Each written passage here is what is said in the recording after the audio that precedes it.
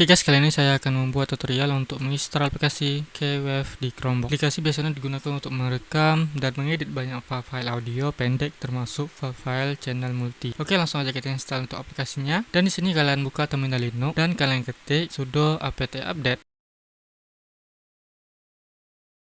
Lalu kalian ketik lagi sudo apt install KWave. Lalu enter.